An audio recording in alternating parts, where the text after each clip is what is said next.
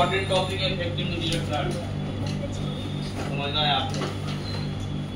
इसी से हम लोग का 2-3 टॉपिक जो रिलेटेड। अब देखो न्यूक्लियर चार्ज का हम कल भी बताए थे कि इफेक्टिव न्यूक्लियर चार्ज का मतलब क्या होता है, charge on nucleus, charge on. और आप जानते हैं कि न्यूक्लियस के ऊपर कौन सा चार्ज होता है, पॉजिटिव चार्ज। पॉजिटिव चार्ज किसकी वजह से होता है, प्रोटॉन की वजह से। प्रोटॉन किस पे डिपेंड करता है, ध्यान देना। हम बोले कि इफेक्टिव न्यूक्लियर चार्ज है, हम मान लो यहाँ से लिए ENC, इसका मतलब क्या होता है, इसका मतलब क्या होता है, चार्ज ऑन न्यूक्लियस। अब बताओ न्यूक्लियस पे चार्ज किसके वजह से होता है, प्रोटॉन की वजह से होता है। अब प्रोटॉन किस पे डिपेंड करता है, प्रोटॉन किस पे डिपेंड करता है, बताओ कैसे प्रोटॉन निकालते हैं।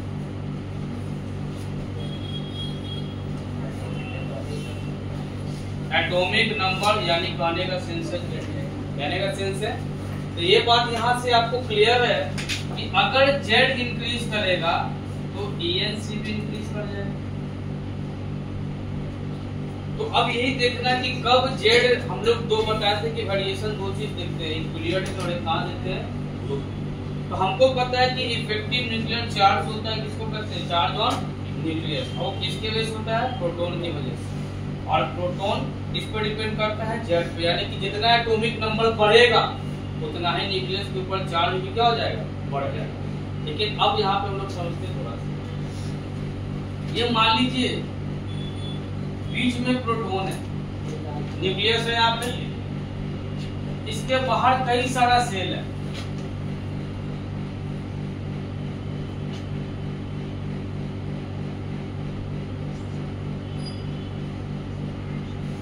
मान लो ये वाला सेल है, ये N-2 है, ये N-1 है, और ये N, यहाँ इलेक्ट्रॉन है। ठीक, सबसे आउटर मोस्ट सेल कौन है इसमें बताओ, ये सबसे आउटर मोस्ट सेल, इसके अंदर भी सेल है, क्या यहाँ इलेक्ट्रॉन होगा कि नहीं होगा, होगा। मान लो कि यहाँ भी इलेक्ट्रॉन है, यहाँ भी इलेक्ट्रॉन है, यहाँ भी इलेक्ट्रॉन है, यहाँ भी इलेक्ट्रॉन। अब आपको पता है ये जो न्यूक्लियस है, न्यूक्लियस कैसा चार्ज है, पॉजिटिव चार्ज है। इलेक्ट्रॉन कैसा चार्ज है, तो जब दो अपोजिट चार्ज होगा, दो अपोजिट चार्ज होगा तो वहां पे कौन सा डोमिनेट करेगा, attraction force, attraction force dominate करेगा। जब दो सेम चार्ज होगा तो कौन सा फोर्स डोमिनेट करेगा, repulsive, repulsive force dominate.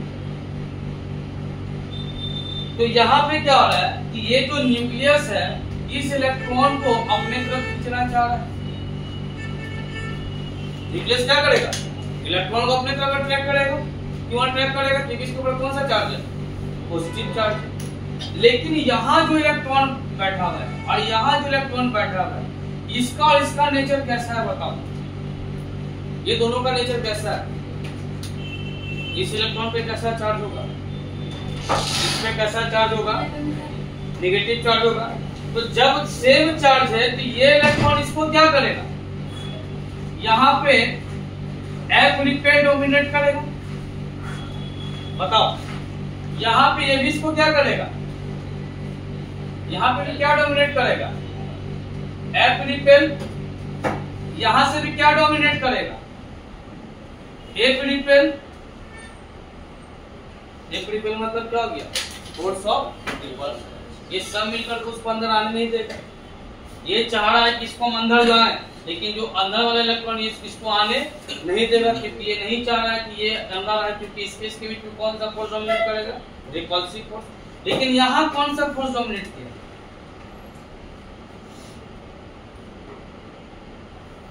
Force of attraction. यानी इसके बीच में क्या है, फोर्स ऑफ अट्रैक्शन। और इसके अब ये सब जो इसको क्या कर रहा है, दूर कर रहा है। तो अब हमको बताना कि अगर मान लिया कि ये तो बताया कि 1 2 3 सेल है, तो जितना सेल बढ़ते चला जाएगा तो अट्रैक्शन फोर्स कमजोर होते चला जाएगा या स्ट्रॉन्ग होते चला जाएगा? अट्रैक्शन फोर्स क्या होगा, डायग्राम से हमको बताओ, वीक होगा कि स्ट्रॉन्ग होगा? इससे भी आप तुमको कितना सेल दिख रहा है, 1 2 और 3 सेल। मान लो सेल बढ़ गया या मान लो सेल घट गया, तो क्या होगा, अट्रैक्शन फोर्स उस पर क्या इफेक्ट पड़ेगा? दो कंडीशन हो सकता है, या तो वो ज्यादा हो जाएगा या तो वो कम हो जाएगा। आपके हिसाब से क्या होगा बताइए? डायग्राम देख के सोच के बताना है कि क्या होगा।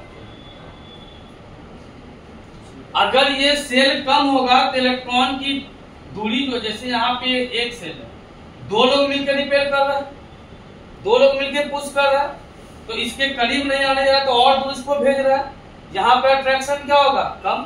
अगर यहीं पे अगर आप ऐसे बना लीजिएगा, आप ऐसे बना लीजिएगा, मान लीजिए यहाँ इलेक्ट्रॉन है, यहाँ इलेक्ट्रॉन है, तो हमको पता है कि ये तो इसको क्या करेगा, अपने तरफ अट्रैक्ट करेगा, ये इसको क्या करेगा, रिपेल, ये इसको क्या करेगा, रिपेल। ये एफ रिपेल यहाँ पे भी क्या हो जाएगा, एफ रिपेल, यहाँ पे यानी एफ क्या हो जाएगा, अट्रैक्शन हो जाएगा। अब तो यहाँ तुमको पता लगा होगा कि अगर सेल कम होते जाएगा तो अट्रैक्शन क्या होते चला जाएगा, बढ़ते चला जाएगा, क्योंकि रिपेल करने वाले यहाँ पे क्या हो गए, कम हो गए। यहाँ पे रिपेल करने वाला क्या था, ज्यादा रिपल्सन कहाँ फेस कर रहा है, यहाँ फेस कर रहा है कि यहाँ फेस कर रहा है, यहाँ ज्यादा रिपल्सन फेस कर रहा है क्योंकि सब मिलकर इसको पुश कर रहा है। यहाँ कम रिपल्सन फेस कर रहा है, तो जहाँ कम रिपल्सन होगा तो वहाँ अट्रैक्शन डोमिनेट कर जाएगा, और जहाँ रिपल्सन ज्यादा होगा वहाँ अट्रैक्शन डोमिनेट नहीं करेगा।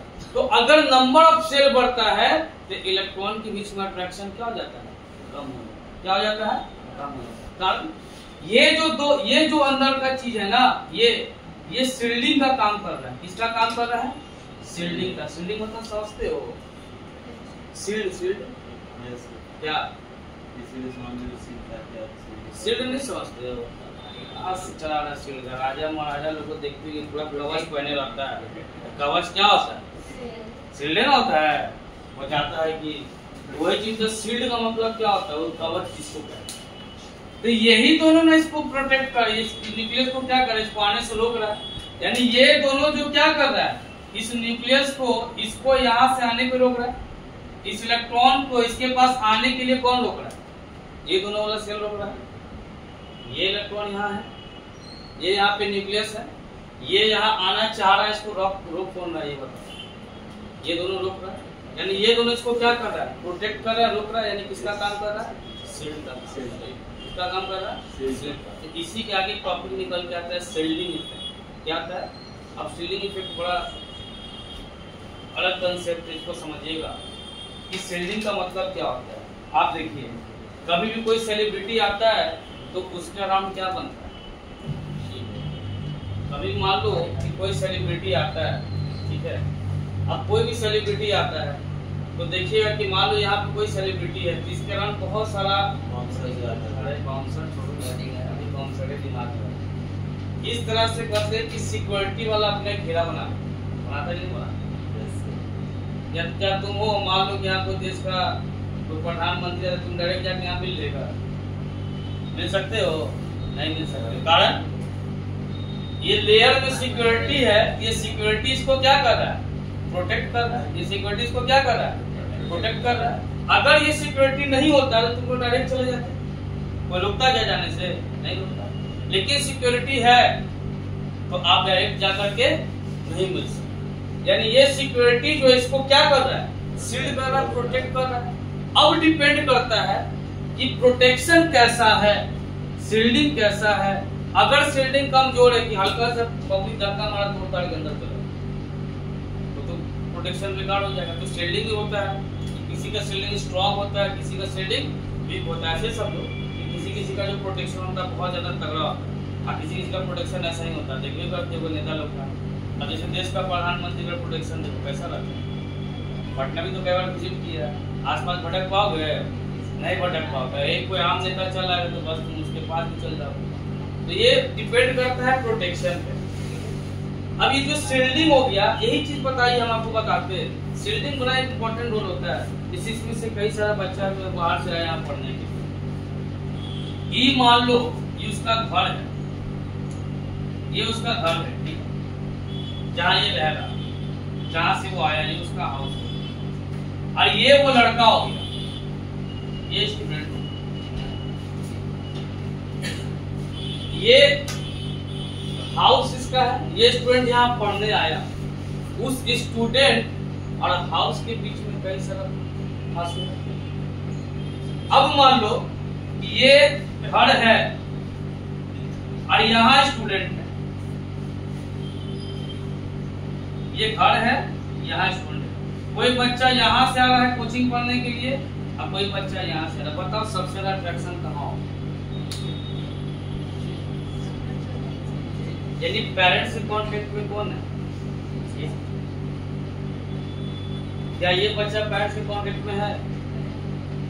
अब वहां से तो बैठ के तो नहीं देख रहे कि पढ़ रहा है कि नहीं पढ़ रहा है, मोबाइल चला रहा है, क्या कर रहा है, क्या वहां से देख रहे हैं? नहीं ना देख रहे हैं। लेकिन घर के सामने रहोगे तो पकड़ा जाओगे, पढ़ रहे हो कि नहीं पढ़ रहे हो। इसका मतलब कि ये क्या हो रहा है, बीच वाला जो डिस्टेंस है वो किसका काम किया? शील्डिंग का काम किया। वही ना डिस्टेंस तुमको बचा लिया।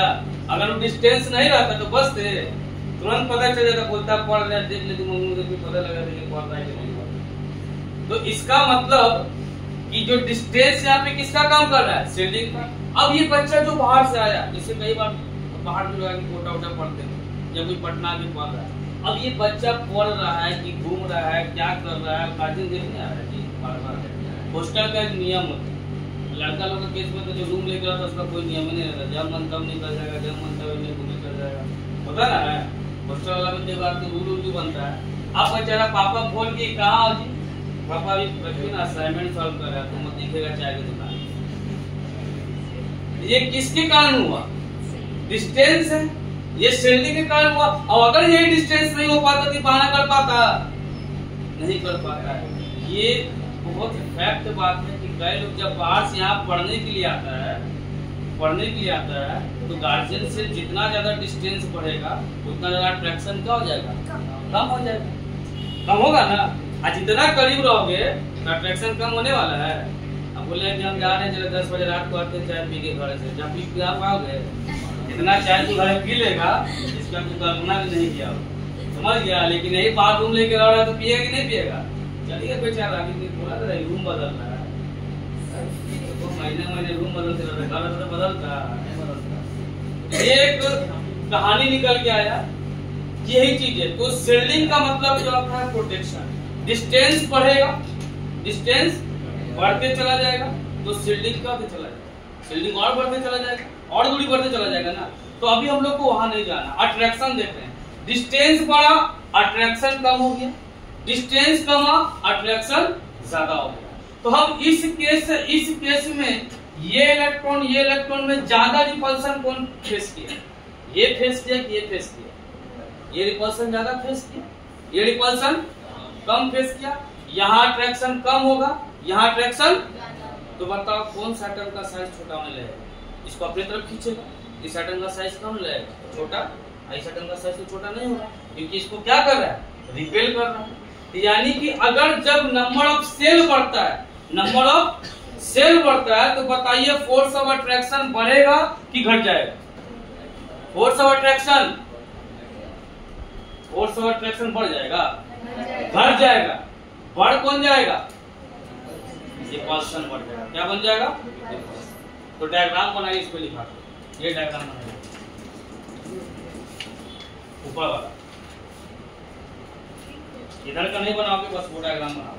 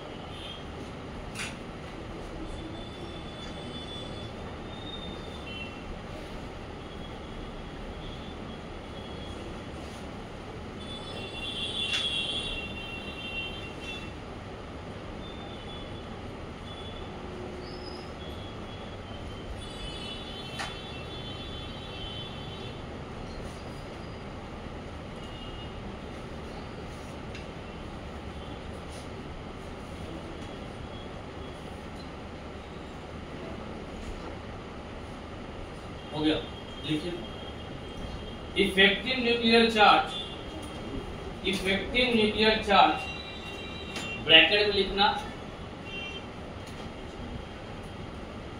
ZEFF, effective nuclear charge is the net positive charge experienced by, effective nuclear charge is the net positive charge experienced by an electron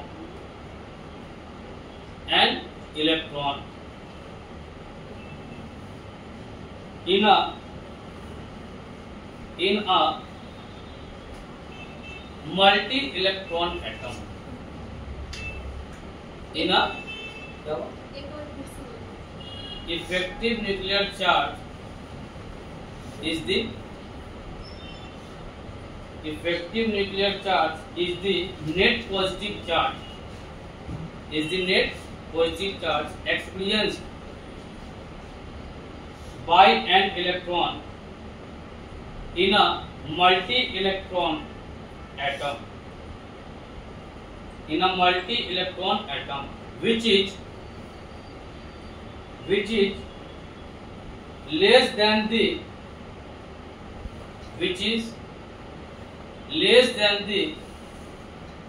fully nuclear charge, which is less than the fully nuclear charge, which is less than the fully nuclear charge due to shielding by inner electron, due to shielding by inner electron.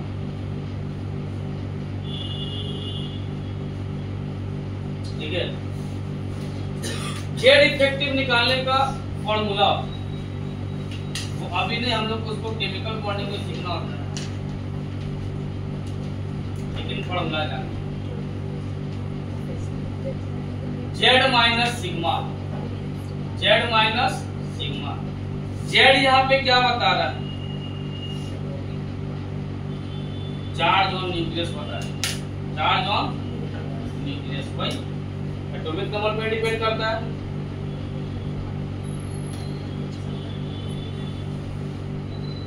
Z effective क्या हो गया,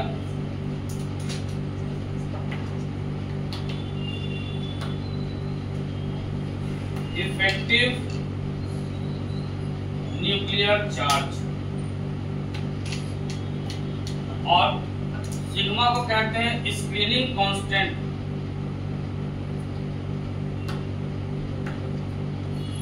screening constant या shielding constant लिखिए।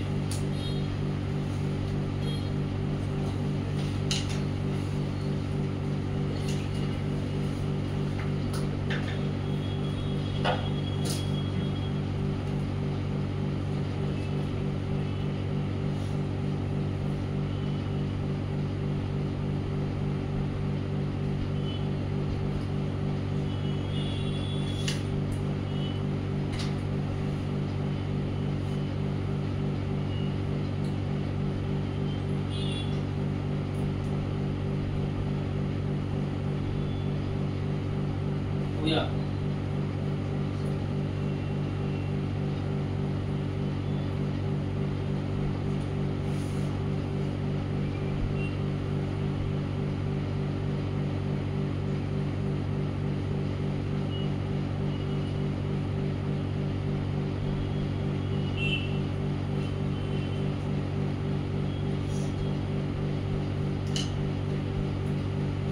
और इसको slash देके करते हैं Slater constant, Slater SLATER, Slater constant.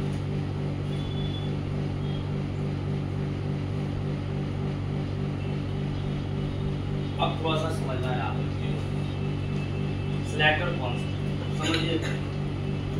अब यहाँ पे कहा कि इफेक्टिव न्यूक्लियर चार्ज क्या है। कह रहा है इफेक्टिव न्यूक्लियर चार्ज एक तरह का नेट पॉजिटिव चार्ज है। कैसा चार्ज है?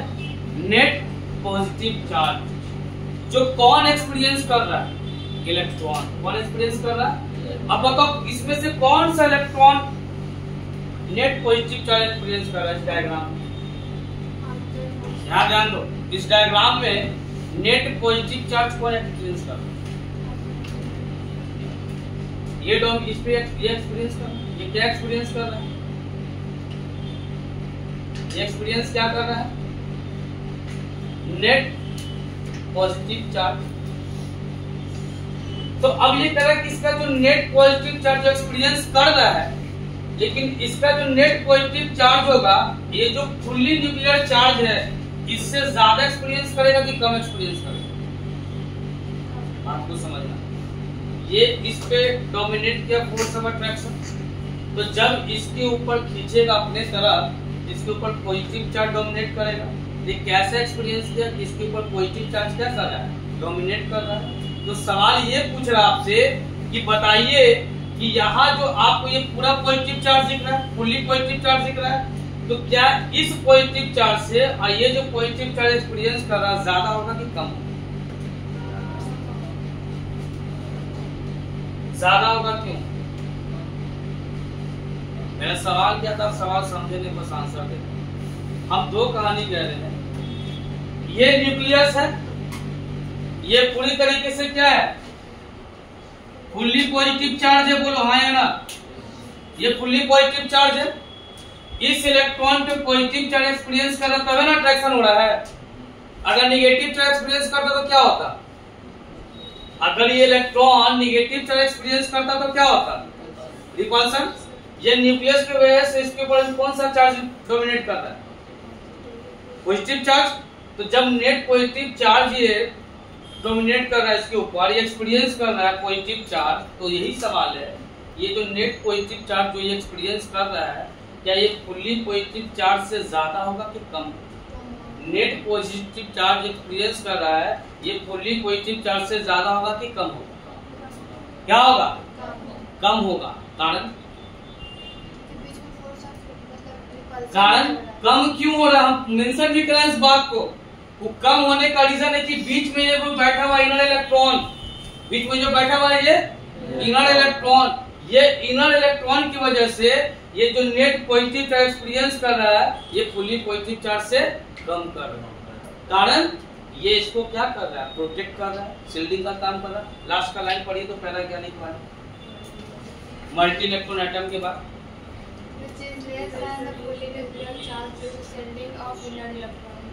यानी कि इनर इलेक्ट्रॉन यही ना है जी? बताओ तो इनर इलेक्ट्रॉन कौन है? ये कौन सा इलेक्ट्रॉन हो गया? Outer most. बाकी अंदर जो है कौन सा इलेक्ट्रॉन हो गया? ये इनर इलेक्ट्रॉन जो है इसको तो प्रोटेक्ट कर रहा है, इस इलेक्ट्रॉन को आने से क्या कर रहा है? रोक रहा है। तो आउटर, कभी आपसे सवाल आ जाए, एजर्सन रीजन का भी कई बार सवाल बनता है कि जो आउटर मोस्ट सेल में जो इलेक्ट्रॉन है और जो नेट पॉजिटिव चार्ज एक्सपीरियंस कर रहा है, वो कम कर रहा है किससे? फुल्ली पॉजिटिव चार्ज से। कारण क्या है? तो कारण देखिए कि इनर इलेक्ट्रॉन, इसके वजह से इनर इलेक्ट्रॉन, क्योंकि इनर इलेक्ट्रॉन किसका काम कर रहा है? शील्डिंग का। किसका काम कर रहा है? शील्डिंग का। ठीक। तो अभी आपको पता है कि जैसे जैसे इनर इलेक्ट्रॉन बढ़ेगा तो बताइए शील्डिंग स्ट्रॉन्ग होगा कि वीक होगा? जैसे जैसे इनर इलेक्ट्रॉन बढ़ेगा तो शील्डिंग स्ट्रॉन्ग होगा कि वीक होगा? क्यों? ज्यादा रिपल्सन।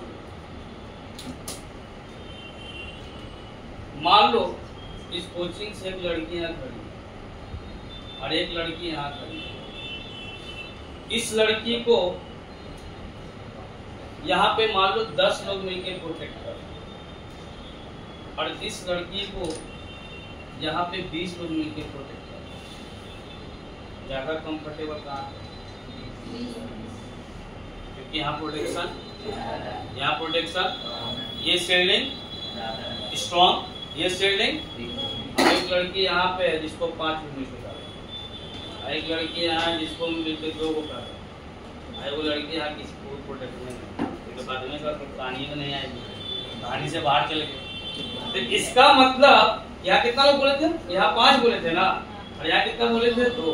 तो जैसे जैसे ये आदमी बढ़ते चला गया, शील्डिंग क्या हुआ, शील्डिंग स्ट्रॉन्ग हो गया।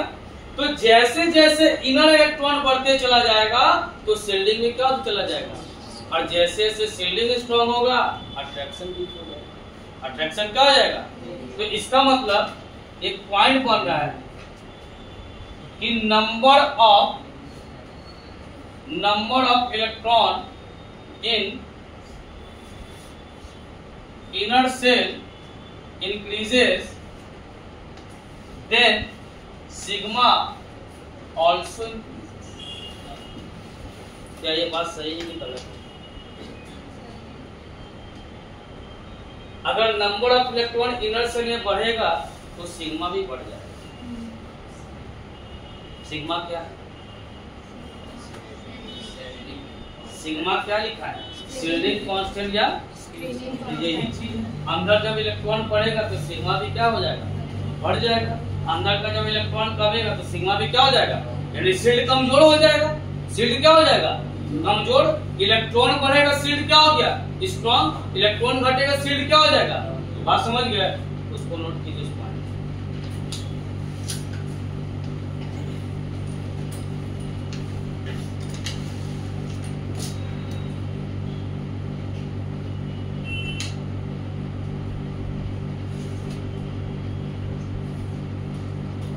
स्क्रीनिंग है, स्क्रीनिंग उधर वाला लिखो, इधर तो हो गया ना।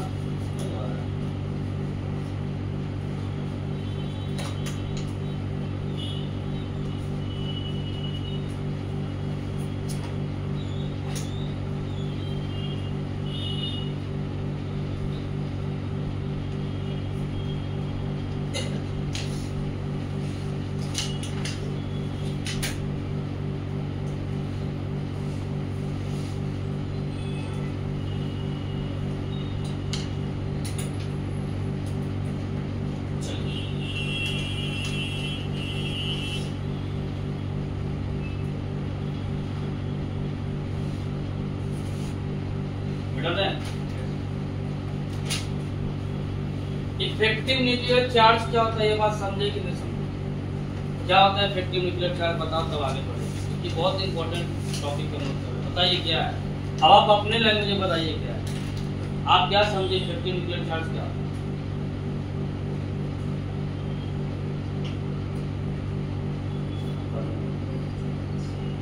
इफेक्टिव न्यूक्लियर चार्ज क्या है बताओ।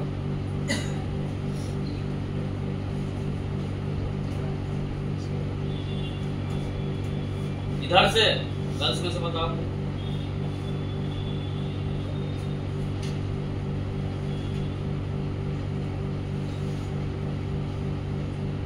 चलो तुम बताओ। ए पे पावर 3 आया है, हाँ ए पावर 3 खड़ा होता है। ए पे पावर 3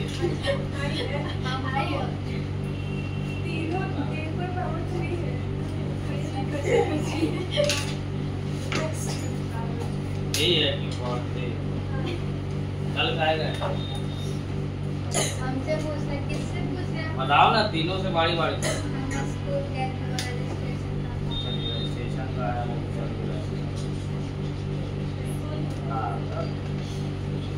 कौन स्कूल में पढ़ती है? यहीं रहती हो? फतवा में थी, तबीयत खराब हो गया था। चलो बताओ अभी इफेक्टिव न्यूक्लियर चार्ज क्या होता है।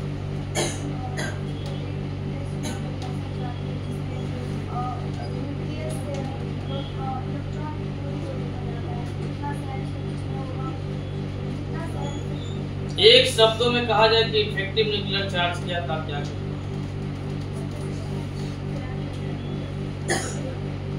हम पहला लाइन ही लिखाएं, बताओ क्या है।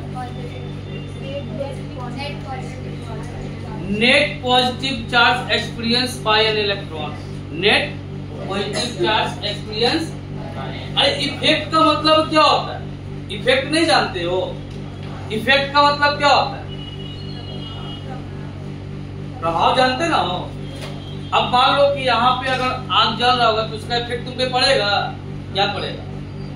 हीट का इफेक्ट पड़ेगा। तो इफेक्टिव न्यूक्लियर चार्ज क्या है? कि न्यूक्लियर चार्ज का जिस पे इफेक्ट पड़ेगा उसको क्या करेंगे? Effective nuclear charge. बैठो, तो किस पे इफेक्ट पर देख रहे हैं हम? आउटरमोस्ट इलेक्ट्रॉन पे। तो जो net positive charge electron experience करेगा उसी को हम लोग क्या कहते हैं? Effective nuclear charge. क्या कहते हैं? Effective nuclear charge. अब कह रहा है कि इफेक्टिव न्यूक्लियर चार्ज जो हमें पता है कि अगर अंदर का इनर इलेक्ट्रॉन बढ़ेगा, तो हम बता चुके थे कि फोर्स ऑफ अट्रैक्शन क्या हो जाएगा? कम हो जाएगा। फोर्स ऑफ अट्रैक्शन कम हो जाएगा। कमने का कारण क्योंकि शील्डिंग क्या हो जाएगा? बढ़ जाएगा। शील्डिंग क्या हो जाएगा? तो बताओ शील्डिंग में अब फोर्स ऑफ अट्रैक्शन में रिलेशन कैसा बना? शील्डिंग में फोर्स ऑफ अट्रैक्शन रिलेशन कैसा बना? इनवर्सली प्रोपोर्शनल का। शील्डिंग जितना ज्यादा स्ट्रॉन्ग, फोर्स ऑफ अट्रैक्शन उतना ही ज्यादा क्या हो जाएगा? अब यहाँ अब हम समझाते थोड़ा सा और शील्डिंग को, स्क्रीनिंग इफेक्ट को और अच्छे एग्जांपल से समझाते। थोड़ा सा समझ। मान लो कि कोई कंकड़ वाले इसको कहते हैं, यहाँ पे कोई ग्राउंड होगा, वहां पे मान लो कोई सेलिब्रिटी आए, ठीक है। अब मान लो कोई सेलिब्रिटी को मान लेते, बताओ तुम लोग के लिए कौन सेलिब्रिटी फेवरेट? सेलिब्रिटी का बात बताओ तुम लोग। एक आइडियल आदमी के लिए बताओ, जैसे या कोई सेलिब्रिटी का थोड़े बताओ, कोई बताओ जैसे कोई पॉलिटिकल छोड़ करके, पॉलिटिकल सेलिब्रिटी छोड़ कर चलो विराट।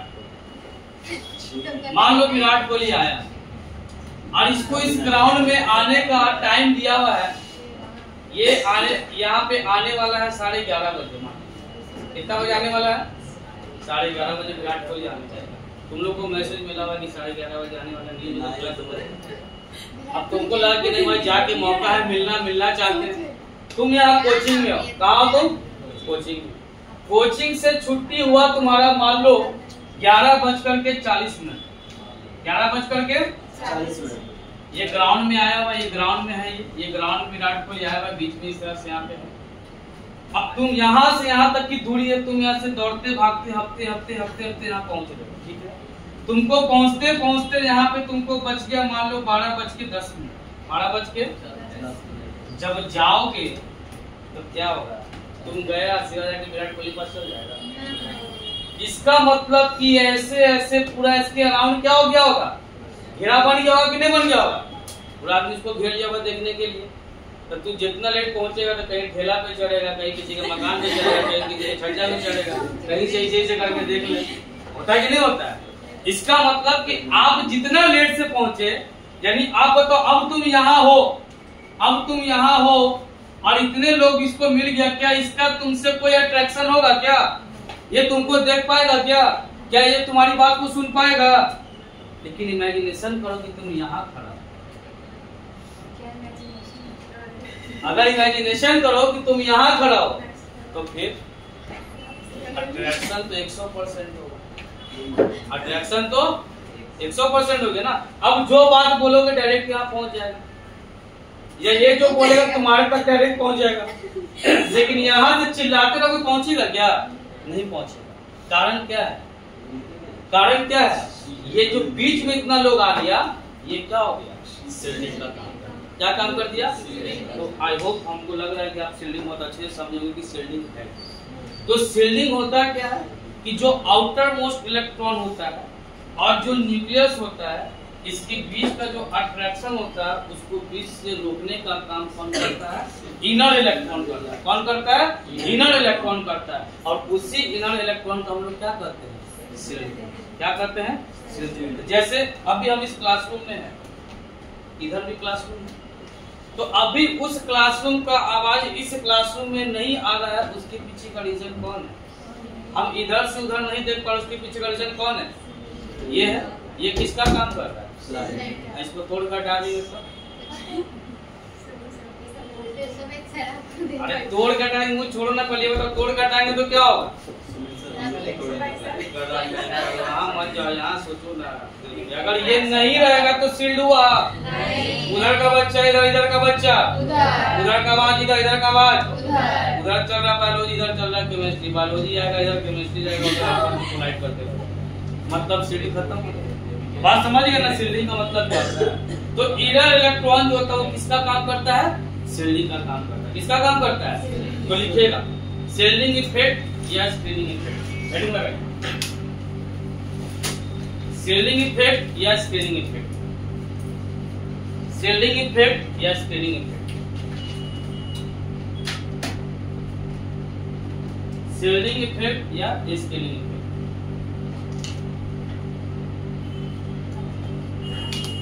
लिखना the phenomena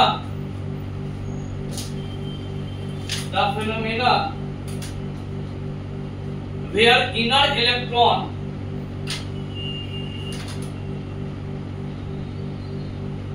of an atom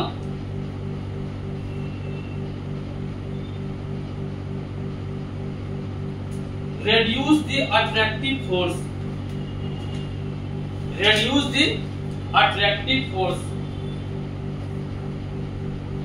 of the nucleus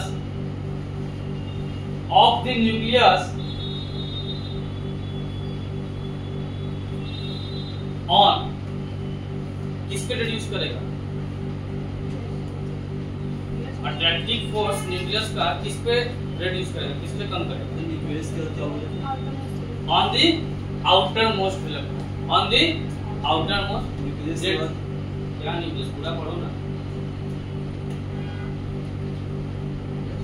for of the nucleus उसके बाद से of the line the outermost electron of the outermost, ठीक है, of the outermost electron। Paragraph change कर लिखना the inner electron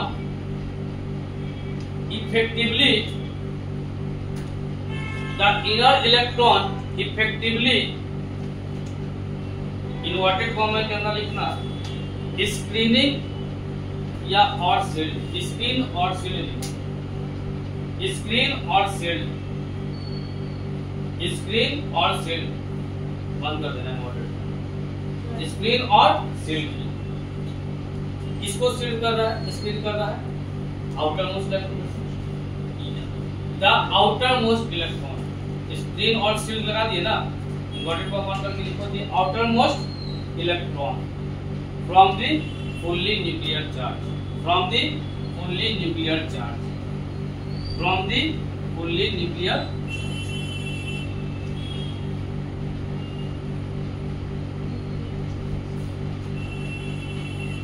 डायग्राम बनाएंगे।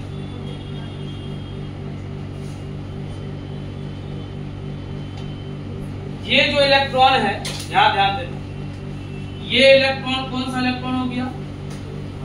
Outer most electron. ये fully nuclear charge हो गया। ये क्या हो गया? Fully nuclear charge.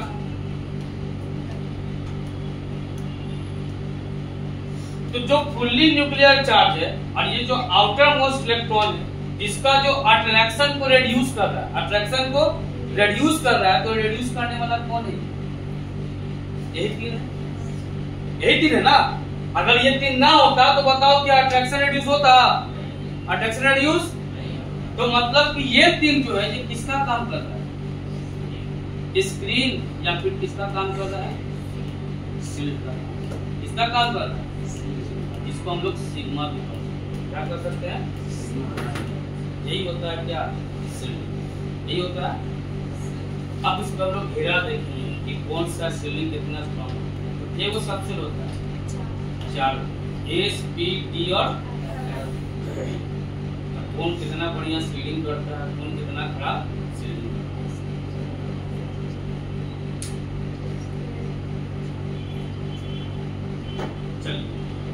बना लीजिए।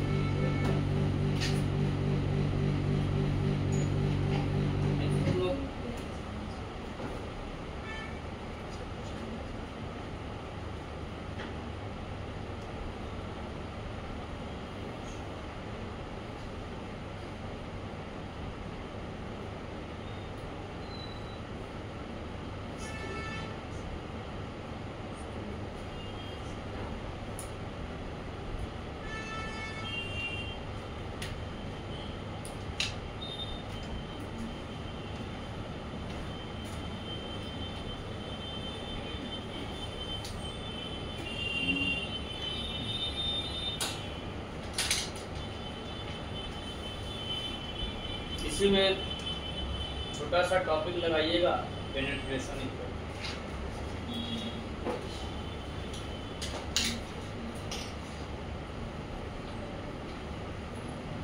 पेनिट्रेशन समझना, पेनिट्रेशन इफेक्ट का मतलब। अगर पेनिट्रेशन इफेक्ट का मतलब एक वर्ड में कहना चाहोगे तो जो ऑर्बिटल में इलेक्ट्रॉन होता है, जो ऑर्बिटल में इलेक्ट्रॉन होता है उसको अपने तरफ क्या करना, अट्रैक्ट। क्या करना, अट्रैक्ट। तो आउटर मोस्ट जो ऑर्बिटल में इलेक्ट्रॉन उसको अपने तरफ क्या करना, अट्रैक्ट करना, उसी को हम लोग क्या कहते हैं, पेनिट्रेशन इफेक्ट। तो आपको पता है कि ऑर्बिटल एक नहीं होता है, ऑर्बिटल कितना होता है पता आपको? कितने तरह का ऑर्बिटल होता है? ऑर्बिटल कितने तरह का होता है बताओ? कौन कौन सा? यानी ऑर्बिटल, एस ऑर्बिटल भी होता है, और कौन ऑर्बिटल होता है? पी ऑर्बिटल होता है, और कौन होता है? डी ऑर्बिटल होता है,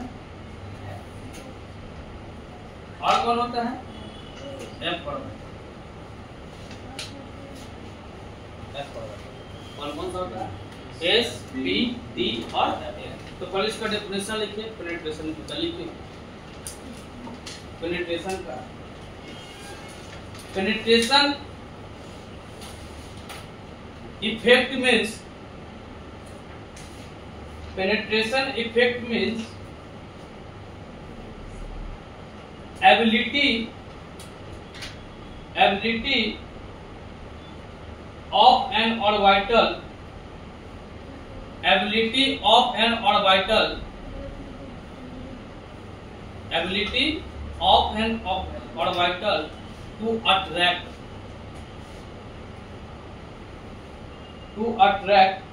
an electron, to attract an electron। चलिए थोड़ा सा देखते हैं आप ये। अच्छा, ये शेप को जानते ही होंगे, एटॉमिक स्ट्रक्चर में शेप पढ़े होंगे। बताओ एस का शेप कैसा होता है? पी का शेप, डी का शेप, और एफ का शेप कॉम्प्लिकेटेड। थोड़ा सा एग्जांपल में देखिए। ये मान लो न्यूक्लियस, ये क्या है?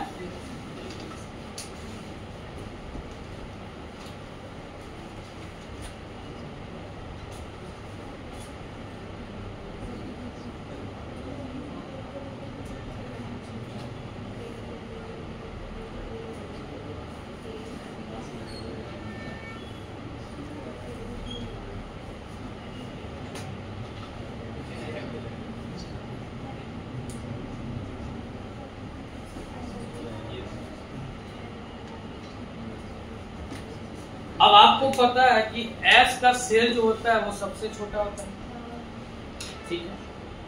तो हम बता रहे कि न्यूक्लियस, हम पेनिट्रेशन का मतलब क्या होता है कि मान लीजिए कि एस ऑर्बिटल में भी इलेक्ट्रॉन है और पी ऑर्बिटल में भी इलेक्ट्रॉन है। अभी बताया पेनिट्रेशन इफेक्ट का मतलब क्या होता है, ability of an orbital to attract an electron. यानी ऑर्बिटल के पास जो इलेक्ट्रॉन अट्रैक्ट करने की एबिलिटी होती है, क्षमता होती है, इसी को हम लोग क्या कहते हैं, पेनिट्रेशन। तो हम बता रहे हैं कि हम लोग अभी केवल एस और पी में देख रहे हैं। किसमें देख रहे हैं? एस और पी में। तो जो ऑर्बिटल जितना छोटा होगा, इलेक्ट्रॉन जितना न्यूक्लियस के करीब होगा, उतना जल्दी अट्रैक्ट होगा। और जो जितना बड़ा होगा उसमें अट्रैक्शन क्या होगा, कम होगा। तो इस हिसाब से एस ऑर्बिटल का पेनिट्रेशन पावर का अगर ऑर्डर देखोगे तो एस के पास सबसे क्या होता है, ज्यादा, बी के पास क्या होता है, उससे कम, फिर कहाँ चल जाएंगे डी, और सबसे कम कहाँ चल जाएगा। तो अगर कहा जाए कि सबसे ज्यादा ऑर्बिटल में किसका इलेक्ट्रॉन सबसे ज्यादा अट्रैक्शन होगा, तो सबसे ज्यादा अट्रैक्शन कहाँ हो जाएगा, एस, उससे कम कहा बी, उससे कम कहा, और सबसे कम कहा ए। यानी सबसे ज्यादा अगर पेनिट्रेशन पावर है तो कौन सा ऑर्बिटल का होगा, एस ऑर्बिटल, उससे कम, उससे कम और उससे कम। ये वाला डायग्राम नीचे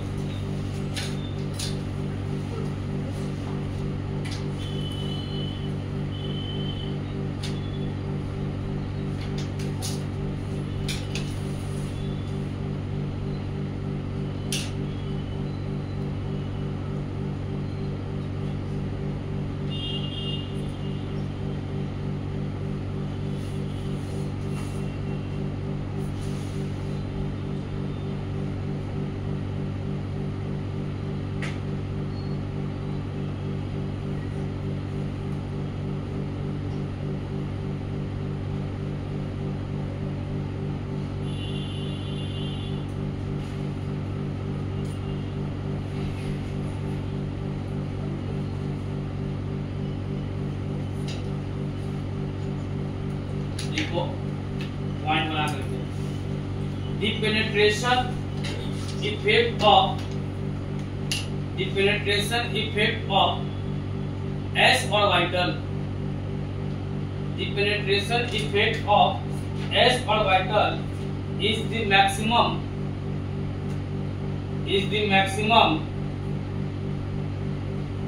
because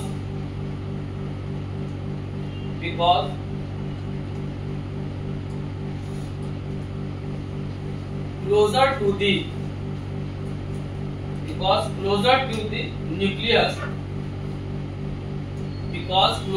the nucleus, then the P, D and F orbital, then the P, D and F orbital.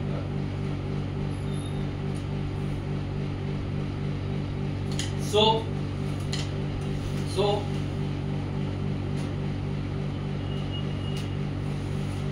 order of penetration effect,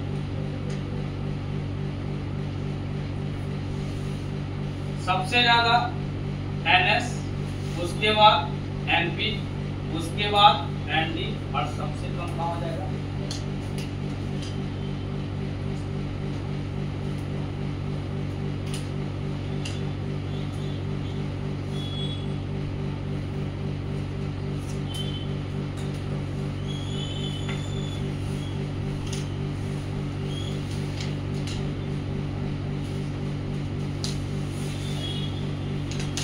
जिस ऑर्बिटल न्यूक्लियस के जितना क्लोज होगा उसका पेनिट्रेशन पावर उतना ही क्या होगा।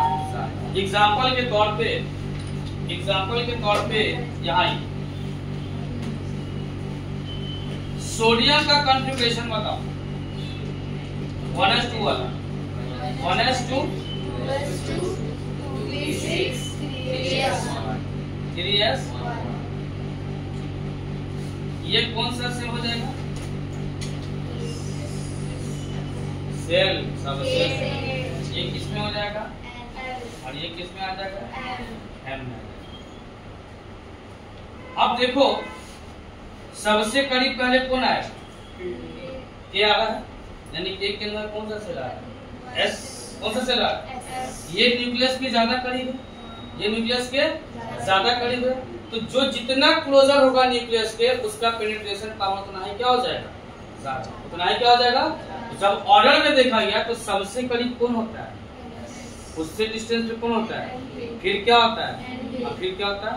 तो यहीं से शील्डिंग का निकालेंगे तो जो NF होता है ना, ये इसका very poor shielding, very poor shielding, यानी इसके शील्डिंग पे भरोसे जीना भी मत, इसके शील्डिंग का भरोसे जो कभी भी हमला हो सकता है। ये जो होता है बी, इसका पुअर शील्डिंग होता है। क्या होता है इसका? पुअर शील्डिंग होता है। इसका स्ट्रॉन्ग होता है,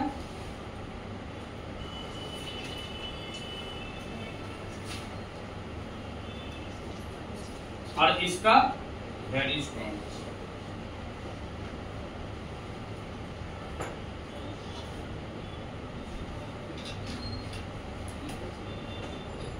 नोट कीजिए।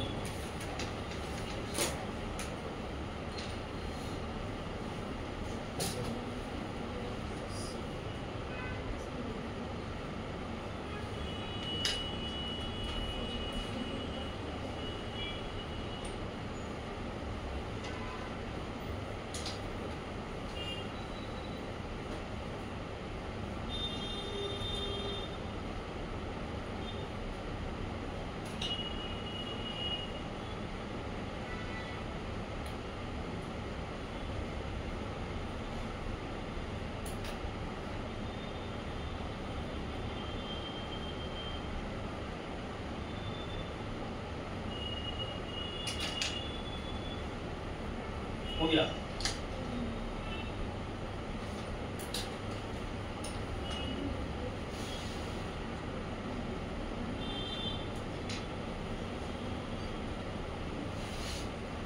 अभी तो एक सवाल तुम लोग से, अगर तुमसे कोई पूछेगा कि बताओ एक का शील्डिंग बहुत पुअर है, शील्डिंग अभी आप लोग समझे अच्छे से, और एस का शील्डिंग बहुत स्ट्रॉन्ग है, कारण क्या है? अपने विवेक से answer.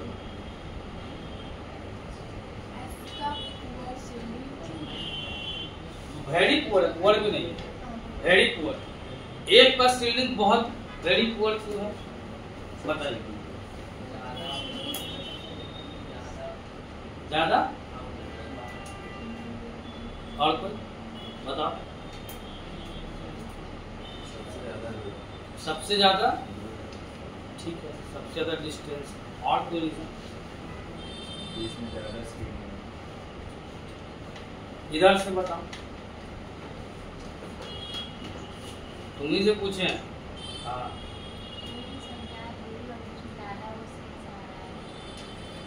K1 K1 K2 K3, K1 बोलेंगे समझ में।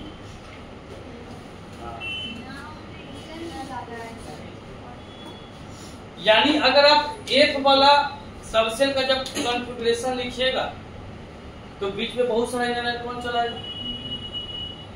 जब एक ब्लॉक का एलिमेंट का लिखोगे तो छोटा आएगा क्या कॉन्फ़िगरेशन, बड़ा कॉन्फ़िगरेशन आ जाएगा।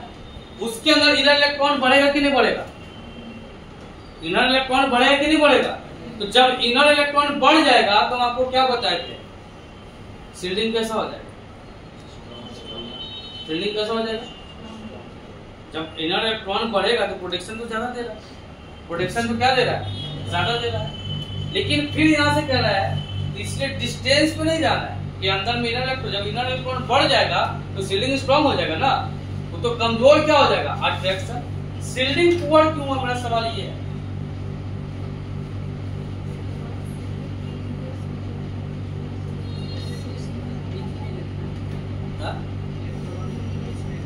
एक का शील्डिंग पुअर क्यों? ये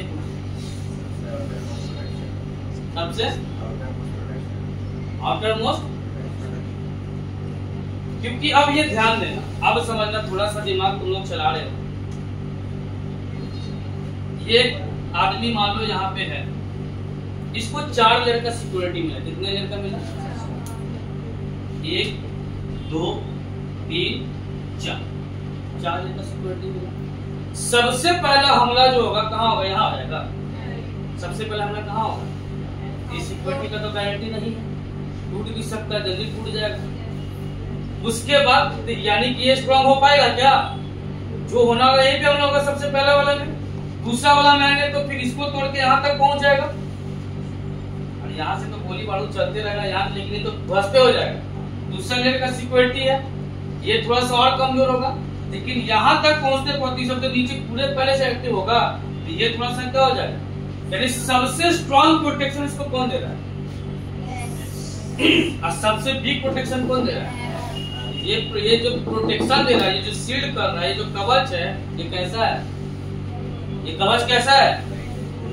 पुअर हो गया, ये वेरी पुअर हो गया, और ये क्या हो गया? तो उससे नहीं सोचना, फिर इनर इलेक्ट्रॉन बढ़ेगा तो शील्डिंग क्या हो जाएगा? स्ट्रॉन्ग। क्योंकि F सबसे जब बाहर में आएगा तो सबसे पहला जो डोमिनेट होगा, सबसे पहला जो अटैक होगा वो कहाँ होना जाएगा? F पे। क्या ये न्यूक्लियस के करीब होगा? न्यूक्लियस के जो सबसे करीब वो अट्रैक्शन सबसे ज्यादा, वहाँ शील्डिंग क्या होगा? सबसे स्ट्रॉन्ग। तो इसीलिए F का शील्डिंग बहुत पुअर होता है, D का शील्डिंग पुअर होता है, B का शील्डिंग स्ट्रॉन्ग होता है, और F का शील्डिंग वेरी स्ट्रॉन्ग। अब हम लोग थोड़ा सा एटॉमिक रेडियस की तरफ बढ़ते हैं।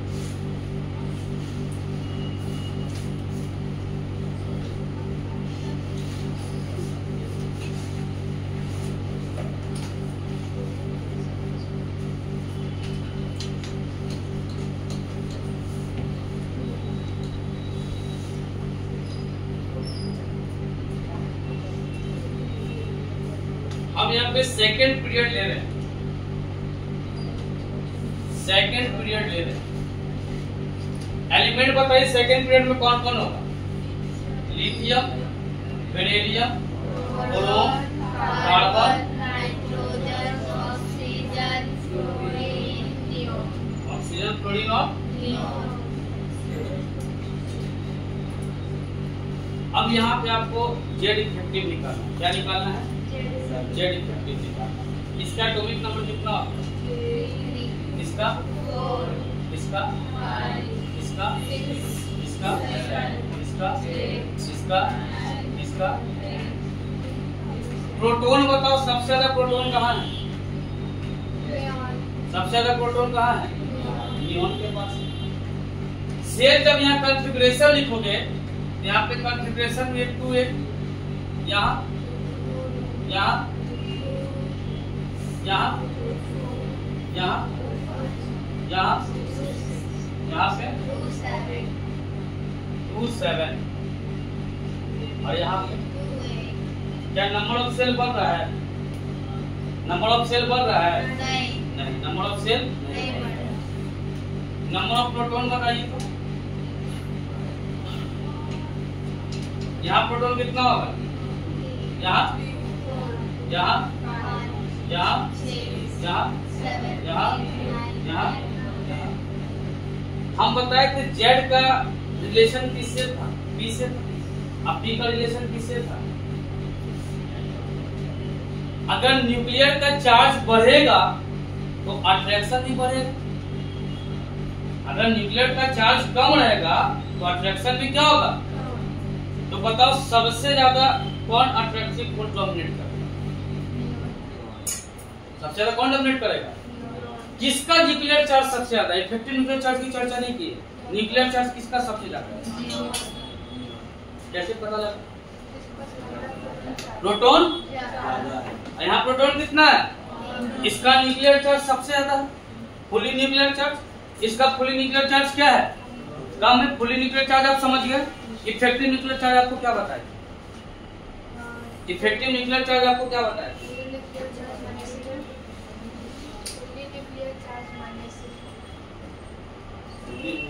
डिफिनेशन से बताओ, इफेक्टिव न्यूक्लियर चार्ज क्या है? आउटर मोस्ट इलेक्ट्रॉन जो नेट पॉजिटिव चार्ज एक्सपीरियंस कर।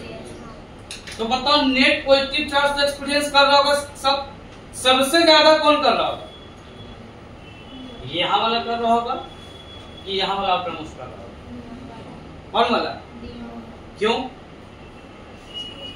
क्योंकि भाई इसका net positive fully positive charge भी क्या है? सबसे। तो एक्सपीरियंस ही क्या करेगा? सबसे। यहाँ एक्सपीरियंस क्या करेगा? सबसे कम, क्योंकि फुल्ली पॉजिटिव चार्ज क्या है? सबसे। अट्रैक्शन सबसे ज्यादा कहाँ होगा? अट्रैक्शन सबसे ज्यादा कहाँ होगा? जहाँ कम होगा वहीं सबसे ज्यादा अट्रैक्शन होगा। सबसे ज्यादा पॉजिटिव चार्ज वाला एक्सपीरियंस कहाँ कर रहा है? यहाँ एक्सपीरियंस कर रहा है सबसे ज्यादा। अट्रैक्शन सबसे ज्यादा यहाँ होगा। अट्रैक्शन यहाँ पे क्या होगा? तो बताओ लेफ्ट टू राइट जब अट्रैक्शन जब होता है तो साइज बढ़ता है कि घटता है?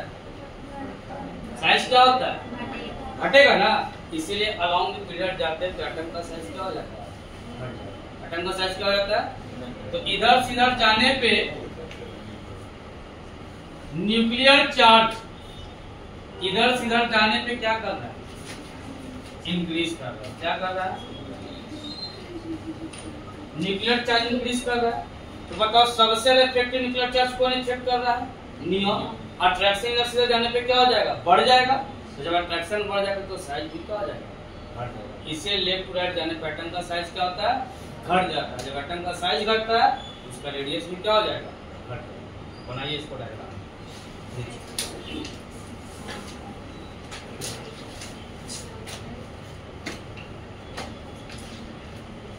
वेरिएशन ऑफ जेड इफेक्टिव लगाना। Variation of Z effective in PT. Variation of Z effective in PT. Variation of Z effective in PT. Variation of Z effective इन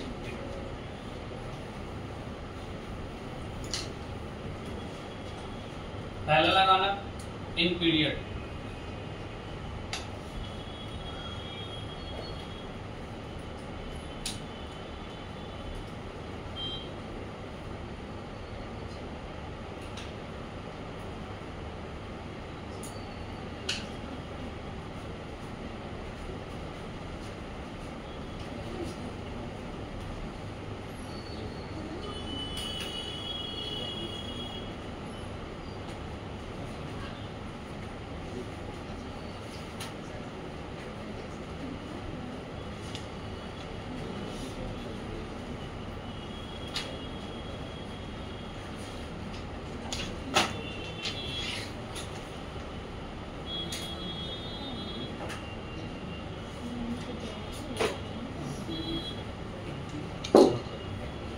इधर सीधा जाने पे न्यूक्लियर चार्ज बढ़ रहा है। साफ साफ दिख रहा है एटॉमिक नंबर भी क्या हो रहा है? बढ़ रहा है। इधर सीधा जाने पे जेड इफेक्टिव भी बढ़ जाएगा। सबसे ज्यादा कौन एक्सपीरियंस करेगा? ये। और सबसे कम कौन एक्सपीरियंस करेगा? ये। इसीलिए जेड बढ़ेगा तो जेड इफेक्टिव भी बढ़ जाएगा। जेड बढ़ेगा तो जेड इफेक्टिव भी बढ़ जाएगा। Variation of Z effective in PT. Variation of Z effective in PT.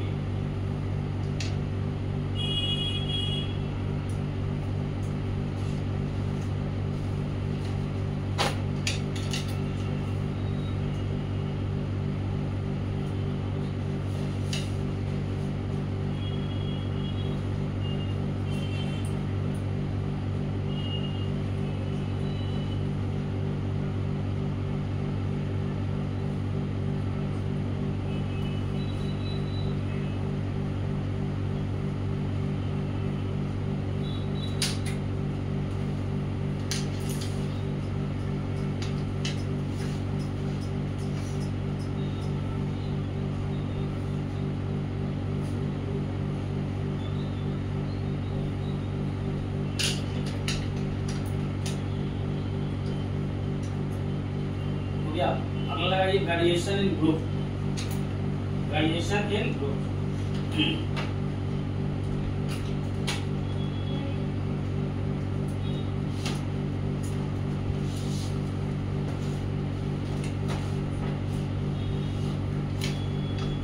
Variation in group.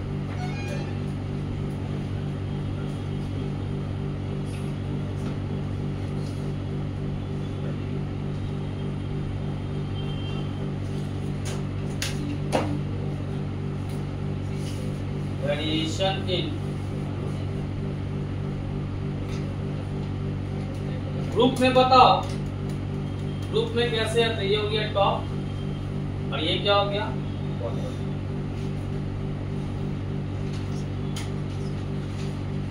हम लोग टॉप टू बॉटम मूव करते हैं। ग्रुप में कैसे मूव करते हैं? Top to bottom. जब टॉप टू बॉटम आते होते तुमको पता है कि जेड का वैल्यू क्या होता है? बढ़ता है कि घटता है? जेड क्या है यहाँ पे? एटॉमिक नंबर बढ़ जाता है। जेड का वैल्यू जब बढ़ेगा तो इसका मतलब सिग्मा क्या हो जाएगा? सिग्मा बढ़ेगा ना, तीन इलेक्ट्रॉन बढ़ जाएगा। सिग्मा बढ़ जाता है तब भी कहता है यहाँ पे कि जो तुम्हारा यहाँ से लोग इफेक्टिव न्यूक्लियर जो चार्ज निकाल रहे हैं या जो स्क्रीनिंग कांस्टेंट जो स्क्रीनिंग निकाल रहे हैं वो तुम्हारा क्या रहता है? कांस्टेंट। वो तुम्हारा क्या रहता है? ये बात समझना, जैसे यहाँ से लिथियम हेलिना की रब, यहीं से देखो 3 हो गया, 11 19 और इसका कितना होता है 37, 2 1 2 8 1 2 8 8 1 2 8 18 8 1। नंबर ऑफ सेल यहाँ पे कितना है 2, यहाँ कितना है 3, यहाँ कितना है 4, यहाँ पर कितना है 5। बताओ नंबर ऑफ सेल क्या हो रहा है, बढ़ रहा है। तो जब नंबर ऑफ सेल बढ़ता है, यहाँ बताओ यहाँ पे स्क्रीनिंग करने वाला कितना है, एक स्क्रीनिंग कर रहा है। यहाँ कितना लोग स्क्रीनिंग कर रहा है 2 कर रहा है। यहाँ कितना लोग कर रहा है 3 कर रहा है। यहाँ कितना लोग कर रहा है 4 कर रहा है। अब बताइए इसमें से कौन सबसे कम एक्सपीरियंस करेगा, जेड इफेक्टिव सबसे कम कौन करेगा। जेड इफेक्टिव समझे, इफेक्टिव न्यूक्लियर चार्ज समझे कि नहीं समझे, क्या होता है इफेक्टिव न्यूक्लियर चार्ज, जो एक्सपीरियंस करता है कौन, आफ्टर मोस्ट। अब यहाँ पे ये किसका काम कर रहा है, शील्डिंग का। ये किसका काम कर रहा है, ये किसका काम कर रहा है शील्डिंग का, और ये किसका काम कर रहा है शील्डिंग। पीछे से तुम खड़ा हो, सबसे पीछे से बताओ इसमें से सबसे पुअर शील्डिंग किसका है, सबसे स्ट्रॉन्ग शील्डिंग किसका है। लिथियम का शील्डिंग पुअर है और स्ट्रॉन्ग किसका है,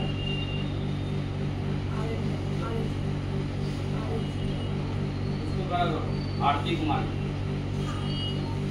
बताइए सबसे पुअर किसका, स्ट्रॉन्ग किसका है।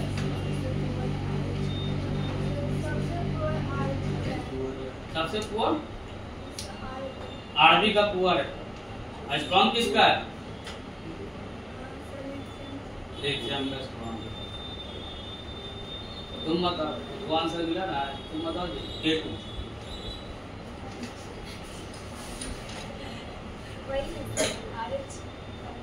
आरबी वो लिखा गया, आरबी होगा, आरबी का पुअर है और उसका स्ट्रॉन्ग है। चलो K1 K3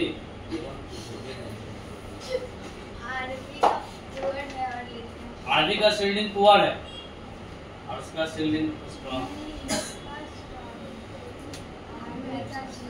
पीछे से शील्डिंग मत आना, बताओ शील्डिंग नहीं बता पा। आरबी का सबसे स्ट्रांग है, दो आंसर सेम, 3 आंसर अलग से, तुम बताओ पता से। आरबी का सबसे स्ट्रॉन्ग है। अब ये बोली कि आरबी का पुअर है, एलआई का स्ट्रॉन्ग है, तुम बोले आरबी का स्ट्रॉन्ग है, एलआई का पुअर है, रीजन बताओ।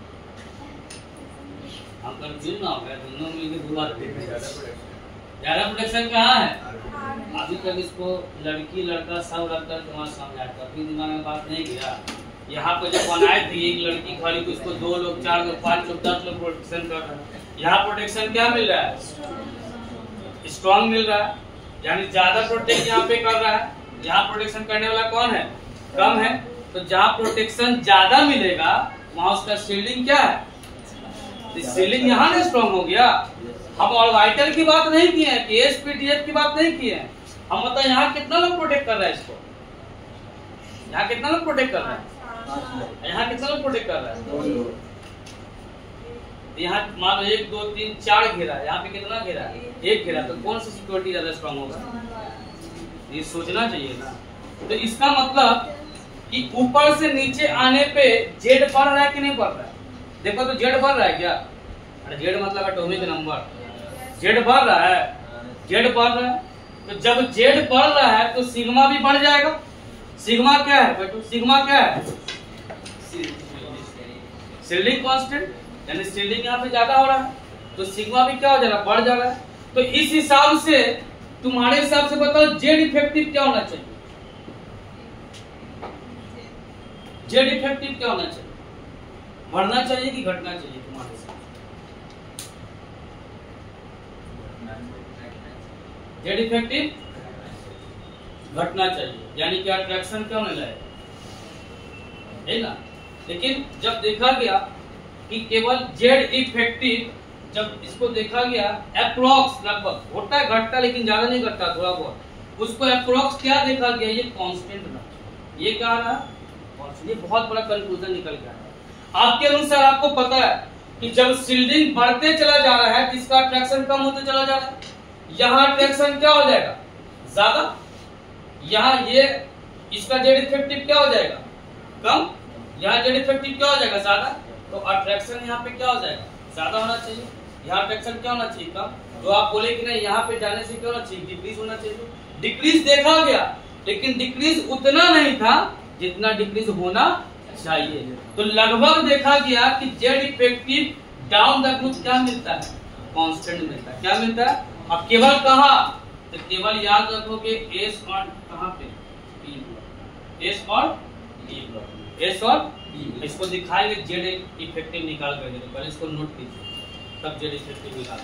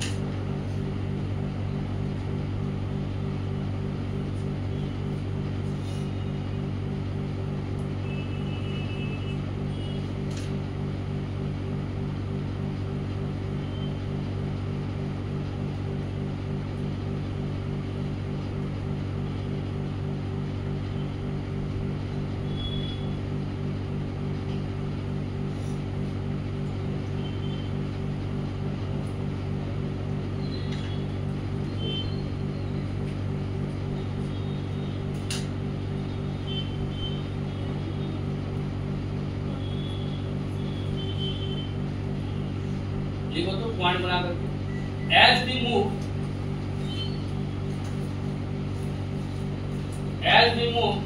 From top to bottom, as we move from top to bottom, then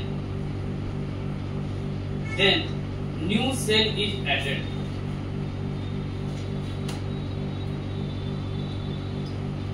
Then new cell added. New cell added. So number of proton. So number of proton increases. Number of proton increases. So number of proton increases as well as number of electron also increases in inner cell.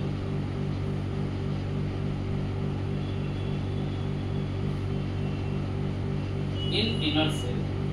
Therefore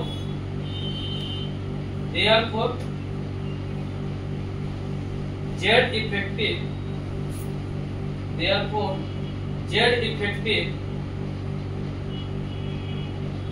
remains constant. Therefore Z effective remains constant. Bracket में लिखना general, bracket में लिखना। कहा कि group में ऊपर से नीचे आने पर ये कांस्टेंट क्यों हुआ? जब ऊपर से नीचे आ रहे हो, ऊपर से जब नीचे आ रहे हो तो प्रोटॉन तो बढ़ ही रहा है। यहाँ कितना प्रोटॉन है? 3। यहाँ कितना प्रोटॉन है? 11 प्रोटॉन। तो प्रोटॉन बढ़ने के साथ साथ बताओ नंबर ऑफ सेल बढ़ा कि नहीं बढ़ा? नंबर ऑफ सेल बढ़ा। पहले वाले में सेल कितना था अंदर की ओर? पहले 2 सेल था, यहाँ कितना था? 3 सेल। पहले वाले में कितना प्रोटेक्ट कर रहा है? 1 को प्रोटेक्ट कर रहा है। दूसरे वाले में कितना प्रोटेक्ट कर रहा है? 2 को। तो ये चीज यहाँ ध्यान लगाओ कि अगर पॉजिटिव चार्ज बढ़ रहा है तो प्रोटेक्शन भी तो बढ़ रहा है। बात को नहीं समझे फिर यहाँ समझ। हम बताएं कि जब टॉप टू बॉटम आएंगे, ये दो केस में देखना, हम लिथियम और सोडियम की बात कर रहे हैं। इसका एटॉमिक नंबर कितना होता है? इसका एटॉमिक नंबर कितना होता है? ठीक है। आप प्रोटॉन बताइए, इसके पास कितना प्रोटॉन होगा? इसके पास कितना प्रोटॉन होगा? जब प्रोटॉन बढ़ा तो न्यूक्लियर चार्ज बढ़ जाएगा। न्यूक्लियर चार्ज डाउन का ग्रुप आने पे न्यूक्लियर चार्ज बढ़ रहा है, ठीक है। जब यहाँ इसका कॉन्फ़िगरेशन लिखिएगा तो 2 और कितना लिखिएगा? 1। यहाँ क्या लिखिएगा? 281। यहाँ ये है नंबर ऑफ सेल, ये क्या है? नंबर ऑफ, पता है नंबर ऑफ सेल बढ़ रहा है कि नहीं बढ़ रहा है? जब प्रोटॉन 3 था तो ये आउटर मोस्ट इलेक्ट्रॉन बस एक ही तरफ से ना प्रोटेक्शन मिल रहा था, एक ही घेरा था। जब प्रोटॉन बढ़ गया, न्यूक्लियर चार्ज बढ़ गया, न्यूक्लियर चार्ज बढ़ गया तो पता प्रोटेक्शन भी बढ़ा कि नहीं बढ़ा? पहले इसको कितना प्रोटेक्ट कर रहा था? ये जो था इसको कितना प्रोटेक्ट कर रहा था? 1 किलो, एक घेरा था। अब कितना घेरा मिला? 2 घेरा। एक और example, lithium, sodium, potassium. Potassium का कितना होता है? 19। कितना प्रोटॉन होगा? 19 प्रोटॉन होगा। फिर पॉजिटिव चार्ज बढ़ गया, न्यूक्लियर चार्ज बढ़ गया। अब बताओ 2, 8, 8 और 1। अब इसको कितना सिक्योरिटी मिल गया? यानी कि नंबर ऑफ प्रोटॉन जैसे जैसे बढ़ रहा है वैसे वैसे इनर इलेक्ट्रॉन का शिफ्टिंग में क्या होते चला गया? बढ़ते चला गया। अगर मान लो कि केवल ये बढ़ता, हम कहते हैं कि मान लो यहाँ रहता है 2, 1, यहाँ रहता मान लो कि 2, 2, यहाँ मान लो रहता 2, 3, तो नंबर ऑफ सेल तो नहीं बढ़ता, प्रोटेक्शन हो रह जाता ना। तो उस कंडीशन में क्या बोल देते हैं कि नहीं, वो ऊपर से नीचे आने पे जेड इफेक्टिव क्या करेगा? इंक्रीज करेगा। क्या करेगा? ये केस कहाँ होता है? पीरियड में। याद कीजिए, इसको कितना लोग प्रोटेक्ट कर रहा है? एक घेरा, घेरा बोले, घेरा की बात करो, सुरक्षा घेरा। इसके पास कितना घेरा? ये इलेक्ट्रॉन है ना, इसको कितना लोग एक ही घेरा मिला? इसके पास कितना घेरा मिला? इसके पास कितना मिला? इस सबके पास एक एक घेरा है। यहाँ पे कितना प्रोटॉन था? यहाँ पे कितना प्रोटॉन था? यहाँ कितना प्रोटॉन था? यहाँ कितना प्रोटॉन था? यहाँ कितना प्रोटॉन था? यहाँ कितना प्रोटॉन था? न्यूक्लियर चार्ज बढ़ रहा है, प्रोटॉन बढ़ रहा है, लेकिन सुरक्षा घेरा बढ़ रहा है क्या? सुरक्षा घेरा बढ़ रहा है? सुरक्षा घेरा नहीं बढ़ रहा। इसका मतलब कि फिर अट्रैक्शन डोमिनेट करने लगता है। लेकिन क्या ये ट्रेंड ग्रुप में चल रहा है क्या? ये ट्रेंड ग्रुप में चल रहा है क्या? ग्रुप में अगर प्रोटॉन बढ़ रहा है, ठीक है, तो बताओ तो, ये बताओ तो, जो सुरक्षा घेरा वो भी तो बढ़ रहा है। सुरक्षा घेरा बढ़ रहा है कि नहीं बढ़ रहा है? यहाँ वाले में हम देख रहे थे, यहाँ कितना था? 1, 2, 3 था ना। ये 2,1, ये 2, 8, 1, ये कितना? 2, 8, 8, 1। देखो ये सुरक्षा घेरा में क्या चला गया? बढ़ते चला गया। तो इस वजह से देखा गया कि जो ग्रुप में होता है वो जेड इफेक्टिव क्या होता है? कांस्टेंट। क्या होता है? कांस्टेंट होता है। अब पीरियड में कांस्टेंट नहीं होता है, तो पीरियड में जेड इफेक्टिव बढ़ जाएगा और ग्रुप में क्या हो जाएगा? कांस्टेंट। और केवल कहाँ? एस और पी ब्लॉक में। एस और पी ब्लॉक कांस्टेंट होने का रीजन आपको पता लगा? क्या रीजन है? रीजन क्या है कि अगर न्यूक्लियर का चार्ज बढ़ रहा है तो साथ में नंबर ऑफ सेल भी बढ़ रहा है। नंबर ऑफ, यहाँ पे 3 प्रोटॉन था तो एगो प्रोटेक्ट करने वाला घेरा था। यहाँ प्रोटॉन बढ़ा तो घेरा भी बढ़ गया, यहाँ प्रोटॉन बढ़ा तो यहाँ घेरा भी बढ़ गया। तो जब घेरा बढ़ते चल जाएगा तो क्या अट्रैक्शन बढ़ जाएगा? अट्रैक्शन बढ़ जाएगा। तो देखा गया कि इस ग्रुप में अट्रैक्शन क्या हो गया? लगभग क्या होता है? लगभग सिमिलर था, या कि हम एग्जैक्ट लिखे हैं, इसको क्या कहते हैं? अप्रॉक्स होता है। तो लगभग क्या देखा गया? कांस्टेंट। तो हमको ट्रेंड याद करना होता है, एग्जैक्ट डेटा नहीं निकालना होता है। तो यानी ओवरऑल कंक्लूजन निकल के आया, ओवरऑल कंक्लूजन निकल के आया कि लेफ्ट और ये राइट, टॉप और ये क्या हो गया? बॉटम। तो top to bottom Z effective क्या रहेगा? कांस्टेंट। क्या रहेगा? कांस्टेंट। लेकिन केवल किसमें देखो? S and P block. Reason लिखवाए हैं। इधर से इधर जाने पे ये तो पीरियड हो गया, ये क्या हो गया? जेड इफेक्टिव क्या कर जाएगा? इंक्रीज। जेड इफेक्टिव क्या कर जाएगा? चलिए बना लीजिए।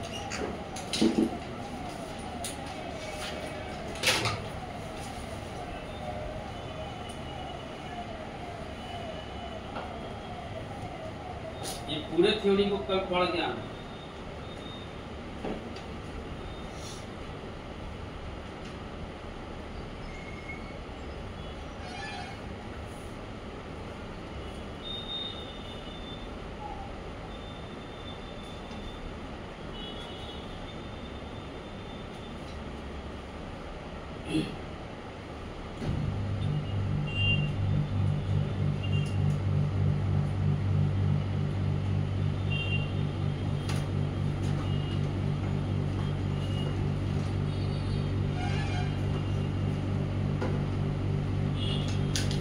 हो गया।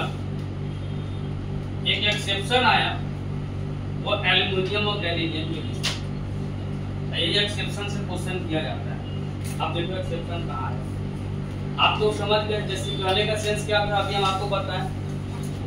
ग्रुप हमको बताओ, थर्ड ए का मतलब आपको डायलॉग क्या है? थर्ड ए का डायलॉग क्या है यार? ये नहीं करते। बैगन आलू according to rule Z effective constant होना चाहिए। Z effective according to rule, लेकिन एक्सेप्शन कहाँ दिखा गया? एल्युमिनियम और कौन देखते? एल्युमिनियम। सब इलेक्ट्रॉनिक कंडक्टर एल्युमिनियम का एटॉमिक नंबर कितना होता है? कॉन्फ़िगरेशन बताओ। 1s2 2s2 2p6 3s 3d1 और 3p। ठीक है, यहाँ गैलीलियम 31 दिखाइए। 1s2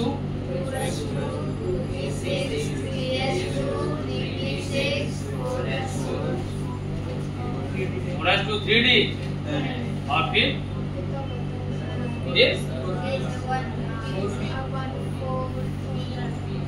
यही ना।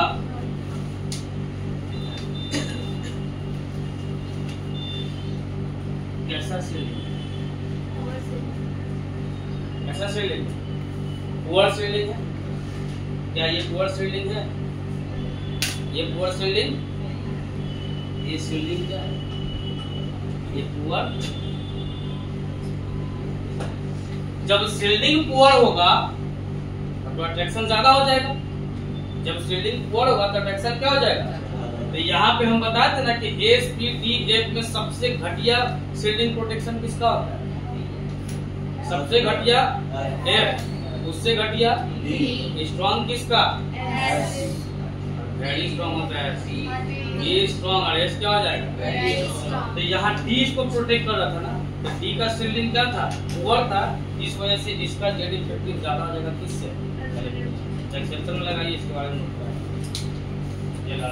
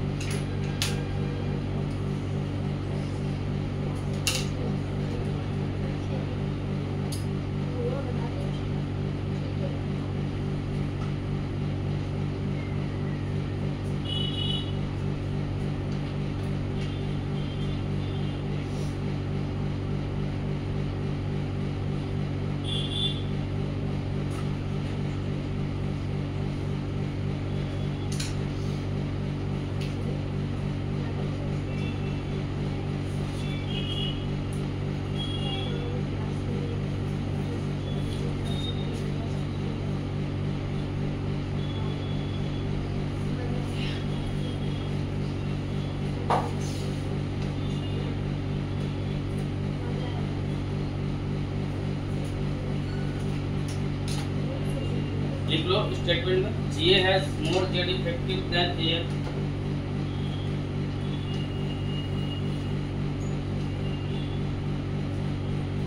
एक्टिव में Z effective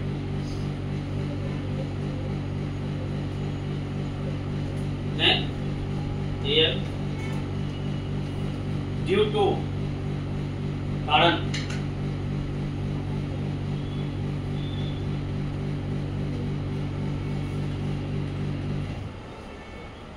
कारण क्या है?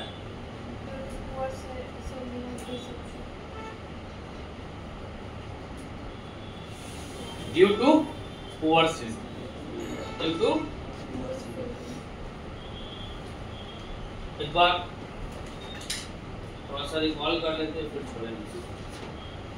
सबसे पहले हम लोग पढ़े effective nuclear charge. Copy pen छोड़िए, दिमाग में कॉन्सेप्ट को सेटअप कीजिए। इफेक्टिव न्यूक्लियर चार्ज क्या है? एक वर्ड में आपको कहने का क्या है? Net positive charge experience by outer most. तुम लोग क्या कह देंगे? Effective nuclear charge. इसको डिनोट करते हैं किससे? जेड इफेक्टिव करते हैं।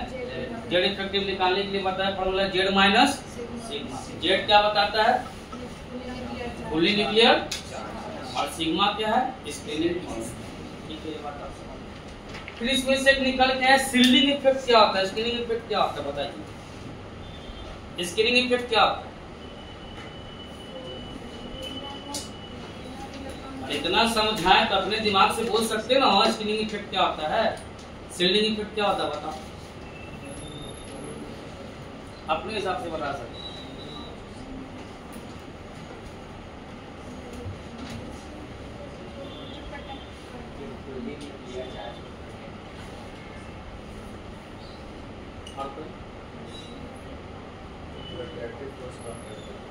बोलो ना, बोलो। अरे गलती से सीख नहीं ना है, ऐसे की पीएचडी करके चला है। बोलो गलती से बताओ। और कोई? चलो जी तुम बताओ, शील्डिंग इफेक्ट क्या है?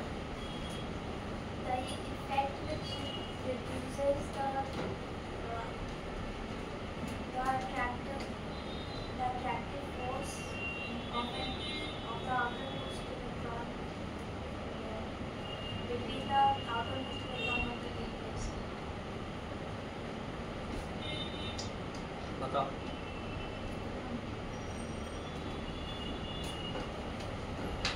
बात इतना सिंपल दिमाग में एडजस्ट करो कि वो सेट है, कॉम्प्लिकेटेड नहीं होना चाहिए। बताइए। और स्क्रीनिंग इफेक्ट मतलब कि इनर इलेक्ट्रॉन जो मतलब रिड्यूस करते हैं फोर्स ऑफ अट्रैक्शन को बिटवीन न्यूक्लियस और केवल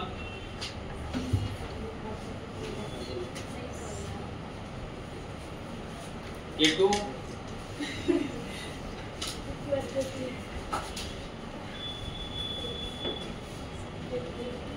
शील्डिंग इफेक्ट विराट कोहली को उसको दिमाग नहीं पड़ा। अच्छा बोलने नहीं आ रहा है, ये भी समस्या है। चलो K3 reduce the attraction force nucleus से out. अरे हिंदी में बोल सकते हैं क्या? Reduce the attraction of nucleus of the outermost cell. बैठो बताते हैं। डायग्राम तो मिटा बैठो। जब न्यूक्लियर चार्ज का अट्रैक्शन आउटर मोस्ट इलेक्ट्रॉन पे क्या हो जाएगा? रेड्यूस हो जाएगा। किसकी वजह से? इनर इलेक्ट्रॉन की वजह से। किसकी वजह से? जब अट्रैक्टिव फोर्स न्यूक्लियर चार्ज का डिक्रीज कर जाए, कहा? आउटर मोस्ट इलेक्ट्रॉन पे। समझ यहाँ पे ये न्यूक्लियर चार्ज है, ये क्या होगा? फुल्ली न्यूक्लियर चार्ज होगा। 1 2 3 4 ये कौन है? आउटर मोस्ट इलेक्ट्रॉन है। ये कौन है? आउटर मोस्ट इलेक्ट्रॉन है। तो जब न्यूक्लियर चार्ज का attractive force outermost shell पे क्या कर जाए? रेड्यूस कर जाए। किसकी वजह से? इनर इलेक्ट्रॉन की वजह से। किसकी वजह से? उसी इनर इलेक्ट्रॉन को क्या कहते हैं? शील्डिंग या शील्डिंग या बोलने आएगा क्या है शील्डिंग इफेक्ट? जब न्यूक्लियर चार्ज का अट्रैक्शन आउटर मोस्ट इलेक्ट्रॉन पे क्या कर जाए? रेड्यूस कर जाए। किसकी वजह से? इनर इलेक्ट्रॉन की वजह से। उसी इलेक्ट्रॉन को हम लोग क्या करते हैं? आप समझे? बोलो तो क्या होता है शील्डिंग इफेक्ट? जब अट्रैक्टिव फोर्स किसके वजह से? तो उसको क्या कर देंगे? फिर से बोलो। जब इसको चलाओ तभी खुलेगा। समझ गए? बोलो क्या है ये? जब न्यूक्लियर चार्ज का अट्रैक्शन फोर्स रेड्यूस हो जाए किसमें? किसकी वजह से? उसी को हम लोग क्या कहेंगे? उसी इलेक्ट्रॉन को क्या कहेंगे? चल चंदन ठीक है। बताओ।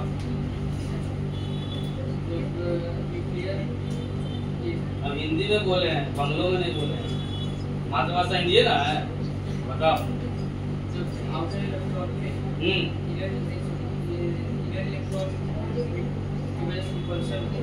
हम क्या बोलते, तू क्या बोलता है? हम देखते आम खाने के लिए, तू बोलता हम लीची खाएंगे। हम सिर्फ क्या है? तू पर खड़ा बोल।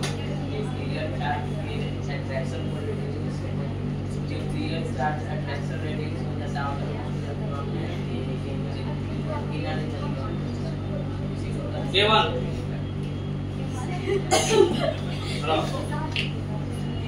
अरे डायग्राम देख करके याद करो इमेजिनेशन से।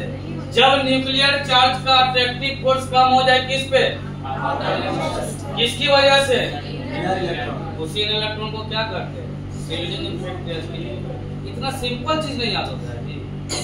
क्या ब्रेन है, हमको तो समझ में नहीं आता। चलो पहले 50% बताओ, डायग्राम देख के बताओ।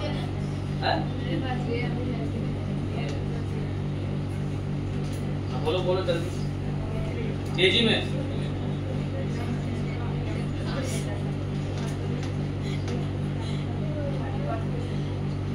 चलो जी तुम बताओ इस साइड से।